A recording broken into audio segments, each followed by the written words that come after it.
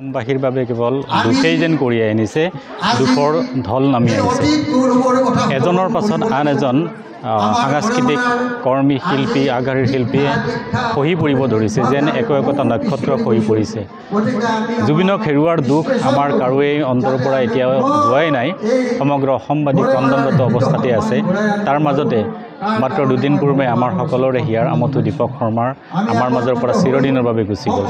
সেইকাৰণে আমি বেছি দুখিত যে দীপক শৰ্মা জন্ম আছিল আমাৰ গাঁৱতে, এই গড়েমাৰা চুবুৰীতে, আৰু সৰুৰে পৰা আমি যেতিয়া LP স্কুলত পঢ়ি আছিলোঁ তেতিয়াৰ পৰাই দীপক শৰ্মাৰ বাঁহী আমি শুনিবলৈ পাইছিলোঁ।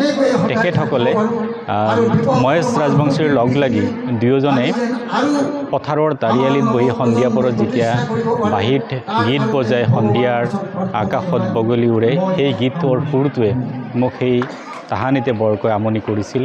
আৰু তাৰপিছত মই জানিব পাৰিছিলোঁ যে সেই বাঁহীৰ সুৰৰ যিগৰাকী বিশেষ ব্যক্তি, সেই ব্যক্তিগৰাকী হ'ল সন্মানীয় দীপক শৰ্মা। পৰৱৰ্তী পৰ্যায়ত সেইগৰাকী দীপক শৰ্মাই বিয়ণ্ড দ্য হৰাইজনৰ পৰা আৰম্ভ কৰি কেইবাটাও বাঁহীৰ যি সংকলন উলিয়াইছিল, সেইকেইটাত মানুহৰ জীৱন সৃষ্টি, জীৱন বিৱৰ্তন, এই আটাইবোৰ সন্নিৱিষ্ট কৰা আছিল।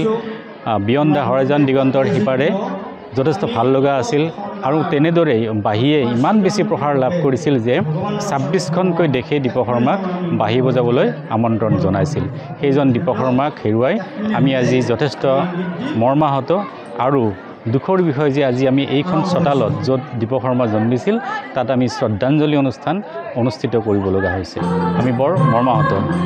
যিকোনো খবৰৰ বাবে যোগাযোগ কৰক 7099017330 লগতে 7099017110 নম্বৰত।